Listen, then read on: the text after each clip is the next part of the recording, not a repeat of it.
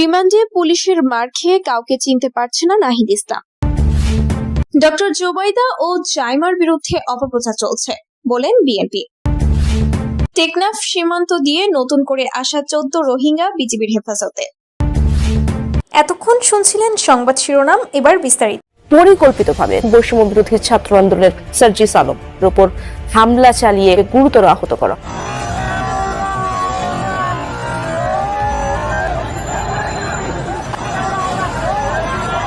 গাড়ি থেকে নামিয়ে এলোপাতাড়ি মারধর করা হয়। এক পর্যায়ে অচেতন হয়ে পড়লে তাকে ফেলে চলে যায় হামলাকারীরা। কারণ ছাড়া আক্রমণ করা হয়েছে। আমাদের নেতাকর্মী আছে, আমরা ফু দিলে 5 মিনিটে টিকতে পারবে। এই এনসিপির কুত্তার বাচ্চারা। আওয়ামী লীগ নিষিদ্ধ হলো, জাতীয় পার্টি এখনো নিষিদ্ধ না কেন? নির্লজ্জতার তো নাজমুল ভাই একটা সীমা থাকে, তাই না? এই সরকার নির্লজ্জতা, বেহায়ামির সকল সীমা ক্রস করে গেছে। অবশেষে এনসিপি নেতা সার্জিস আলমের গাড়ি ভাঙচুর করে গণপিটুনি দিল জাতীয় পার্টির নেতাকর্মীরা। শেখ হাসিনা পতনের পর জাতীয় পার্টির সাথে বৈষম্য বিরোধী ছাত্র আন্দোলনকারীদের সম্পর্ক খুব একটা ভালো ছিল না। তবে সাম্প্রতিক সময়ে জাতীয় পার্টির কার্যালয়ে ভাঙচুরের অভিযোগ ওঠে এনসিপি নেতা সার্জিস আলমের বিরুদ্ধে। তার নেতৃত্বেই নাকি এই হামলা হয়েছিল। কিন্তু এই দ্বন্দ্বের রেশ কাটতে না কাটতে রংপুরে সার্জিস আলমের গাড়ি আটকে তাকে গণপিটুনি দেওয়ার চেষ্টা করে জাতীয় পার্টি। এক পর্যায়ে তিনি আহত হয়ে প্রাণ বাঁচাতে সেখান থেকে পলায়ন করেন। এরপর জাতীয় পার্টিকে নিষিদ্ধের দাবি করেন তিনি। আওয়ামী লীগ নিষিদ্ধ হলো, জাতীয় পার্টি এখনো নিষিদ্ধ না কেন? 1 2 নম্বর হচ্ছে জাতীয় পার্টি, আওয়ামী লীগ এবং জাতীয় পার্টির যারা বিভিন্ন সদস্য, কার উদ্দেশ্য কি ছিল আমরা জানি না, তারা কিভাবে রংপুরে এত বড়। এছাড়া বিএনপির নেত্রী রুমিন ফারানা অন্তর্বর্তীকালীন সরকারকে হুঁশিয়ারি দিয়ে বলেন, এই সরকার তার নির্লজ্জের সীমাকে ক্রস করেছে। গত 10 মাসে সংস্কারের কথা তো দূরেই থাক, একটি সুষ্ঠু নির্বাচনের দিকেও পা বাড়াতে পারেননি তিনি। এই সরকার না প্রচুর রিফর্মের কথা বলে, সংস্কারের কথা বলে, কিন্তু একটা জায়গায় নাজমুল ভাই, একটা জায়গায় আমি দেখলাম না এই সরকার সত্যি সত্যি সহি নিয়তে কোনো কিছু সংস্কার করেছে। ইতিমধ্যে বুঝতেই পারছেন আজকের খবরটি কতটা গুরুত্বপূর্ণ একটি খবর। বন্ধুরা চলুন ভিডিওতে আজকে আর বেশি কথা বাড়াবো না, সরাসরি আজকে আমরা চলে যাব মূল ভিডিওতে। আর সেখানে আজকে আমরা দেখব আজকের খবরের বিস্তারিত।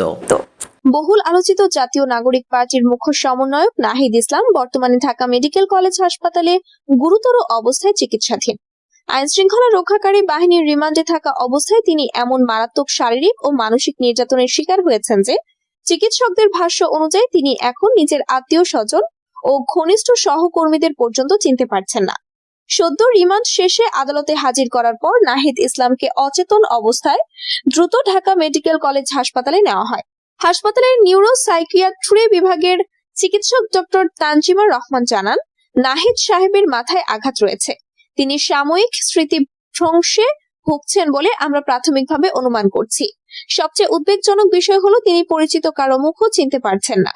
গত 25 মে ঢাকার শ্যামলী এলাকা থেকে গোয়েন্দা পুলিশের একটি ইউনিট নাহিদ ইসলামকে গ্রেফতার করে।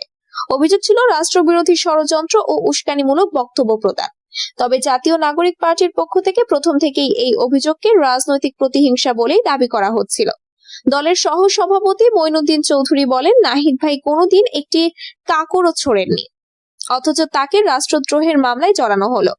তাকে দিনের পর দিন অন্ধকার কক্ষে আটকে রেখে এমন ভাবে পেটানো হয়েছে যে তিনি এখন চোখে ভালো দেখতে পান না, মানুষ চিনতে পারেন না। একাধিক সূত্র থেকে জানা যায়, রিমান্ডের সময় নাহিদ ইসলামের ওপর শারীরিক নিপীড়ন ছাড়াও মানসিক চাপ প্রয়োগ করা হয়েছিল। তাকে বলা হয়, তোমার পরিবারকে গুম করে দেব, কিংবা মিথ্যা স্বীকারোক্তি না দিলে তোর জায়গা হবে গাবতলীর জাম্পিং গ্রাউন্ডে। এ ধরনের ভয়ভীতি ও অমানবিক আচরণে মানসিকভাবে বিপর্যস্ত হয়ে পড়েন তিনি। নাহিদ ইসলামের ঘটনা প্রকাশ্যে আসার পর আন্তর্জাতিক ও স্থানীয় মানবাধিকার সংস্থাগুলো কড়া প্রতিক্রিয়া জানিয়েছে। অ্যামনেস্টি ইন্টারন্যাশনালের দক্ষিণ এশিয়া অঞ্চলের পরিচালক মিনা রাওয়াল এক বিবৃতিতে বলেন, এটি বাংলাদেশের আইন শৃঙ্খলা বাহিনীর হাতে আরেকটি ভয়াবহ নির্যাতনের উদাহরণ। রিমান্ডে কেউ এমন অবস্থায় পৌঁছে গেলে সেটি রাষ্ট্রীয় হেফাজতে নির্যাতন হিসেবেই গণ্য করা উচিত। বাংলাদেশ মানবাধিকার ফোরামের নির্বাহী পরিচালক এম.এ. করিম বলেন, রিমান্ডে নির্যাতন নতুন কিছু নয়, তবে নাহিদ ইসলামের ঘটনায় এটি চরম পর্যায়ে পৌঁছেছে। সরকার পক্ষ থেকে এ বিষয়ে এখনো পর্যন্ত কোনো আনুষ্ঠানিক বিবৃতি দেওয়া হয়নি। সাংবাদিকরা স্বরাষ্ট্র উপদেষ্টার কাছে জানতে চাইলে তিনি বলেন, আমি বিষয়টি খতিয়ে দেখছি। তবে এর সংক্ষিপ্ত মন্তব্য ছাড়া তিনি কোনো সুনির্দিষ্ট বক্তব্য দেননি।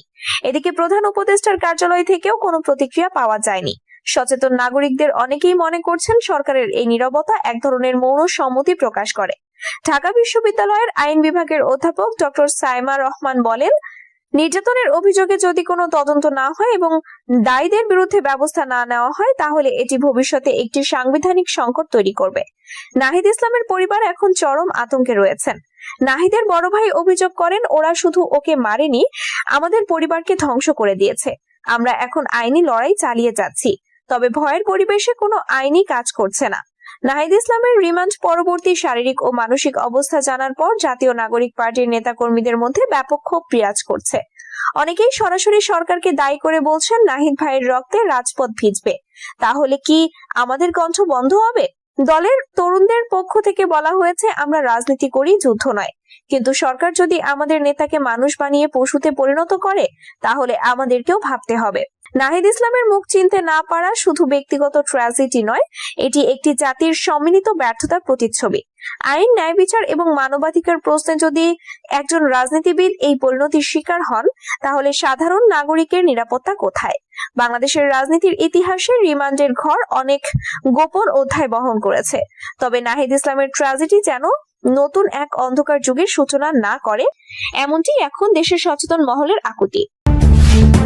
জিয়া পরিবারকে নিয়ে বিভ্রান্তি সৃষ্টি করার জন্য একটি দুষ্ট চক্র উদ্দেশ্য প্রণোদিত সামাজিক যোগাযোগ মাধ্যমে অপপ্রচার করছে বলে অভিযোগ করেছেন বিএনপির সিনিয়র যুগ্ম মহাসচিব অ্যাডভোকেট রুহুল কবির রিজভী। বৃহস্পতিবার সকালে বিএনপির কেন্দ্রীয় কার্যালয়ে এক সংবাদ সম্মেলনে তিনি এই অভিযোগ করেন। রুহুল কবির রিজভী বলেন, আমরা গভীর উদ্বেগের সঙ্গে লক্ষ্য করছি যে একটি দুর্বৃত্ত চক্র পরিকল্পিতভাবে বিএনপির ভারপ্রাপ্ত চেয়ারম্যান তারেক রহমানের সহধর্মিণী ডক্টর জুবাইদা রহমান ও তাদের কন্যা ব্যারিস্টার জাইমা রহমানের নামে ফেক ও মিথ্যা ফেসবুক অ্যাকাউন্ট খুলে অসত্য বানোয়াট মন্তব্য পোস্ট করছে। এছাড়াও এআই ব্যবহার করে অসাধু প্রতারক চক্র ডক্টর জুবাইদা রহমান ও ব্যারিস্টার জাইমা রহমানের ছবি ও ভিডিও তৈরি করে সামাজিক যোগাযোগ মাধ্যমে প্রচার করছে। এই কাজ দুষ্ট চক্রের উদ্দেশ্য প্রণোদিত। এসব অপপ্রচারের লক্ষ্য হচ্ছে জনমনে জিয়া পরিবারকে নিয়ে বিভ্রান্তি সৃষ্টি করা। যারা এই ধরনের ডিজিটাল জালিয়াতির কাজে যুক্ত রয়েছে তারা সুদূর প্রসারী কোনো চক্রান্তের নীল নকশা বাস্তবায়ন করছে বলে আমরা মনে করি। তিনি বলেন, বিএনপির ভাবমূর্তিকে নানাভাবে কালিমা লিপ্ত করতে অপচেষ্টা চালিয়ে ব্যর্থ হয়ে এখন লক্ষ্য পূরণে জিয়া পরিবারকে টার্গেট করে নানামুখী অতৎপরতা শুরু হয়েছে। সৌজন্যবোধ সম্পন্ন ও বিনয়ী ডক্টর জুবাইদা রহমান ও ব্যারিস্টার জাইমা রহমানের নামে ফেসবুক সহ এআই এর মাধ্যমে এডিট করে ছবি, ভিডিও তৈরি ও প্রচার করা শুধু গর্জিত কাজই নয়, এটি একটি গুরুতর অপরাধ। আমরা এমন গর্হিত কাজের তীব্র নিন্দা, প্রতিবাদ ও ধিক্কার জানাচ্ছি। এসব অপকর্মের সঙ্গে যারা জড়িত তাদের অবিলম্বে আইনের আওতায় এনে দৃষ্টান্তমূলক শাস্তির জোর দাবি জানাচ্ছি। একটি গণতান্ত্রিক সমাজে মিথ্যার কোনো স্থান নেই, তাই প্রযুক্তির সুযোগ দিয়ে মিথ্যার সংস্কৃতি প্রসারিত করার চেষ্টা করা হলেও তা জনগণ কর্তৃক প্রত্যাখ্যাত হয়। কক্সবাজারের টেকনাফ সীমান্ত দিয়ে নতুন করে মিয়ানমার থেকে 22 জন রোহিঙ্গা অনুপ্রবেশ করেছে। এর মধ্যে 14 জনকে আজ বৃহস্পতিবার বিকেলে টেকনাফ বাস স্টেশন সংলগ্ন আবু সিদ্দিক মার্কেট এলাকা থেকে আটকের পর বিজিবির হেফাজতে নেওয়া হয়েছে। আটক ব্যক্তিরা সবাই মিয়ানমারের রাখাইন রাজ্যের বুচিটং এলাকার লম্বাবিল গ্রামের মোহাম্মদ আমিন ও মোস্তফা কামালের পরিবারের সদস্য। তাদের মধ্যে রয়েছেন 2 জন নারী, 2 জন পুরুষ ও 10 জন শিশু। পরিবারের গৃহবধূ আমিনা খাতুন বলেন, 13 দিন আগে পাহাড়ে অবস্থানকালে একটি ছেলে সন্তানের জন্ম হয়। পরে দালালের মাধ্যমে টাকার বিনিময়ে নৌকায় করে টেকনাফে আসি। মোহাম্মদ আমিন ও মোস্তফা কামাল জানান, তারা নৌকায় করে মিয়ানমার থেকে সেন্ট মার্টিনের কাছাকাছি এলাকা হয়ে বঙ্গোপসাগর পাড়ি দিয়ে টেকনাফ সদরের মহেশখালীপাড়া উপকূলে ওঠে। তাদের নৌকায় 22 জন রোহিঙ্গা ছিলেন। এর মধ্যে অন্য 8 জন একই এলাকার শফিউল্লাহ পরিবারের সদস্য। তারা নৌকা থেকে নামার পরই অন্যত্র চলে যায়। বাকি 14 জন অটোরিকশায় করে টেকনাফ বাস স্টেশন এলাকায় এসে আশ্রয় নেন একটি মার্কেটের সামনে। সেখানে অবস্থানকালে একটি গোয়েন্দা সংস্থার সদস্যরা তাদের আটক করেন। গোয়েন্দা সংস্থার এক কর্মকর্তা নাম প্রকাশ না করার শর্তে জানান, বিষয়টি জানতে পেরে বিজিবিকে জানানো হয়। পরে বিজিবি ওই 14 রোহিঙ্গাকে হেফাজতে নেয়। এই বিষয়ে টেকনাফ 2 বিজিবি ব্যাটালিয়নের অধিনায়ক লেফটেন্যান্ট কর্নেল মোহাম্মদ আশিকুর রহমান প্রথম আলোকে বলেন, 14 রোহিঙ্গাকে হেফাজতে নেওয়া হয়েছে। তাদের মিয়ানমারে ফেরত পাঠানোর প্রক্রিয়া চলছে। ধন্যবাদ প্রিয় দর্শকবৃন্দ, আমাদের ফুল ভিডিওটি দেখার জন্য আপনাকে জানাই অসংখ্য অসংখ্য ধন্যবাদ। তো বন্ধুরা, আজকের এই নিউজটি দেখে আপনাদের কি মতামত অবশ্যই কমেন্ট বক্সে কমেন্ট করতে ভুলবেন না। আর হ্যাঁ, এমন নিত্য নতুন আপডেট খবর সবার আগে পেতে চাইলে এখনই আমাদের এই পিচ্চি সাকিব ইউটিউব চ্যানেলটি সাবস্ক্রাইব করুন। ধন্যবাদ।